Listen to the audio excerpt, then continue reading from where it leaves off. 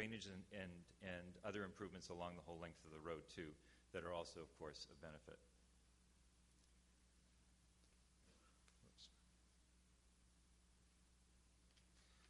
So I'd just like to now talk about where we are in the process. So this project, just like any other project, we'll use, say, building a house as an example. There are various stages. So to begin with, you do a needs assessment. So, what is it that we should do? And that work was done by Transport Canada in 2008, 2009, when they talked to all the partners and figured out what really needs to happen here. Then there was the conceptual design phase, which took place late last year, and that's how could we do it. So the port led that process and came up with a conceptual design for the road. At that point, we went to your city council and your city staff and reviewed that, and that's when we got endorsement from council to move forward with the consultation program that's been going on since January. Then the third part, preliminary design, is can we afford it? And that's where we are right now. So what we're doing is we're looking at the project, we're out consulting with the community, we're looking at the kinds of things that need to be incorporated in the project and trying to determine whether we can afford it. And as Robin said, there's a fixed budget available for this project. It's $100 million. So that's the envelope we have to work in. So we're trying to address all of the community's concerns and constraints within that budget. So the next stage, as Mayor Masato said, is we need to go to council, and as one of the partners in this project, council needs to commit to the project. And what that is it's saying, yes, this is a good project, we want it to proceed. We may not know exactly what all the details are going to be, but here are the standards or the parameters that we're going to work within. And all the parties to this need to agree to that because it is a multi-million-dollar process to go through detailed design. And we don't want to, and the other partners don't want to go and spend that kind of money, obviously, if we're going to get to the end of that process and find out that we can't make it work. So that's what we're asking from council on June 13th is for a commitment to proceed with the project. And then, of course, move into construction. So since January, we've been out in the community and getting a lot of feedback on this project. These are the key themes of the things that we've been hearing. We're, of course, working hard to address all of these issues, but the number one thing that is it's the biggest challenge for us is how do we lower the road? That seems to be that if we can solve that one problem, a lot of our other challenges will go away. Most of the other things on here we've got really good mitigation or really good solutions for it.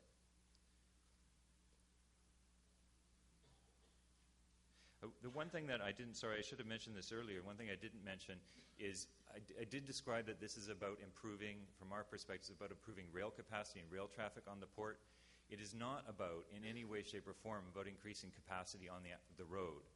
It's still a two-lane road, and the only places where it's not two lanes is where we're widening things for turning lanes and signalization and other improvements that are of general benefit that aren't trying to increase the capacity of the road. Port traffic on the North Shore is now and will continue to be primarily rail-focused.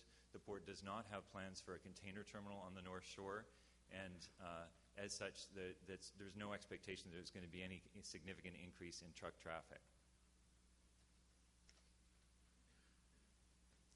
So since January, as we've been doing this consultation process, we've heard the message that we need to lower the road, and we've been working to do that.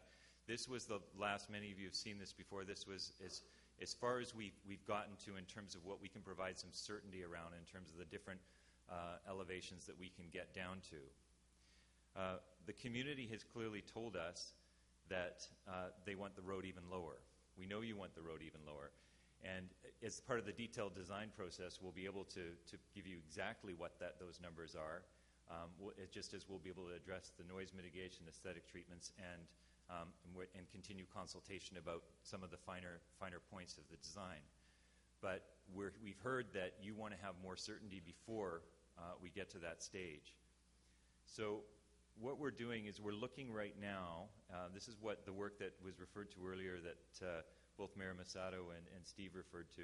We're looking to see what can be done to significantly lower the road in the St. David's, Moodyville area. And the challenge is that as we lower the road, the retaining wall goes up and underpinning is required. So the cost of the project goes up significantly. It's not, if we had our druthers, we'd lower the road as much as we possibly can and address all these issues. But that's the challenge, is finding the balance. And as soon as there's a point at which we can't afford the project anymore, and all of the benefits that I've talked about to the community and to the port would be lost, because we'd have to just cancel the project. So we're trying to find that balance, and we're working very hard to address that. The next area is the St. Patrick's Overpass.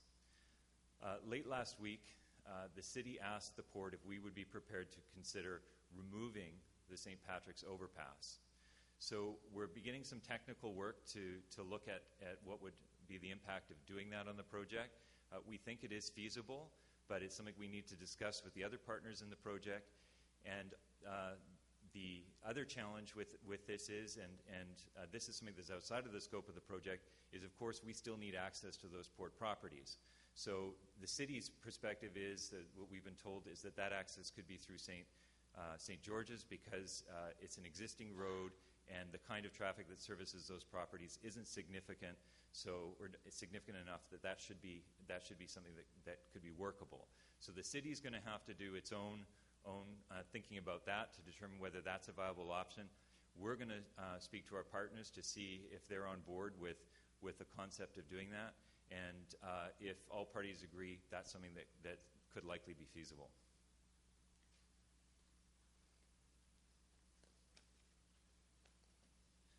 So I hope I've outlined some of the benefits of the project for you tonight. I also hope that we've shown that we're trying our best to address the concerns that we've heard that have been brought forward by the community.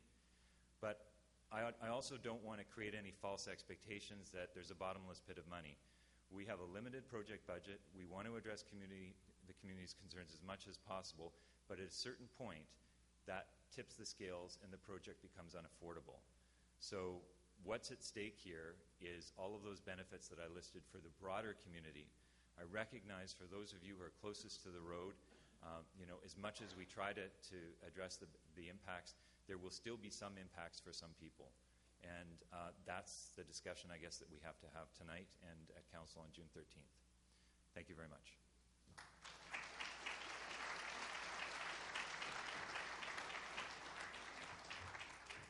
Thanks, Duncan. We're now at the question and answer or comment phase. We've got a floor microphone in the aisle here and one over here. Probably for the folks in the front, if you want to get there, you have to go around the back. But I will take people as you come up. And we were going to take, as I said, approximately 3 minutes each. I've got a little timer here. If it goes off, that means that we need to wrap up. But I think that we'll have time for everybody. So whoever's at the microphone first. If you could state your name and your address, please. My name's Marcus Bocott. I live in Norgate. We hear a lot of trains in Norgate. And actually it's something I don't really mind all that much, and most of my neighbors don't really mind the sound of train horns and whatnot. We're sort of used to it. It's sort of the sound of the harbor. I work at Capilano University. I cycle between Norgate and Capilano University. I just love cycling along the waterfront there. It's a wonderful sort of site between nature. North Vancouver has this. It's a wonderful site of nature, industry, and residential. We're truly blessed in many ways. But I see this process here as being deeply, deeply flawed. This business of a pressure cooker of federal money, $50 million, and it's kind of like a take it or leave it attitude. We've not been given a lot of time to really have input as citizens. I noticed in the North Shore News a few months ago a picture of a barge with greenery on top of it. It's sort of like the worst type of corporate advertising, selling us on this, and not really listening to what we have to say as residents and citizens living in this wonderful place. So there needs to be more time. This take it or leave it business, well, if it's that stark, leave it. Progress will happen. Trust me. This waterfront, this city will be just fine. We don't have to rush here.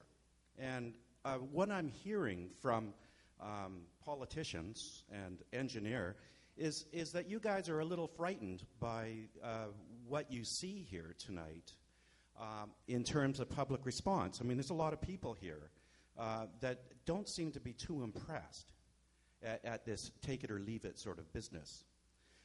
One of the things I'm afraid of is having our waterfront in North Vancouver develop along the lines of the Seattle waterfront. It's designed for cars. It's not designed for people. This could be there could be way more creative solutions here. The other thing is maybe the Port of Vancouver. What's maybe you could start wrapping up pretty Yeah, soon. I'll wrap up. Yeah, I mean, it's sort of interesting. I mean, this is like perfect that you tell me to wrap up.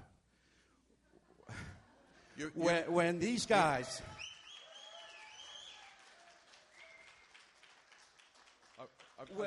When the corporate boys have a good long say. But let me just make this point.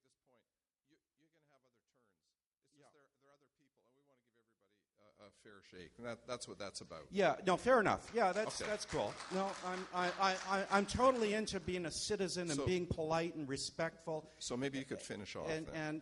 But I've got, okay, I'll finish.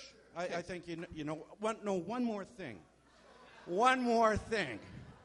What is this about giving CN Rail 2 lines where the low road is? How many acres is that we are giving CN Rail or the Port of Vancouver? That's a big gift. Sir, I'm going to ask if you want to talk more about that, just go to the back of the line. You get another 3 minutes. Okay, fine. How's that? Okay.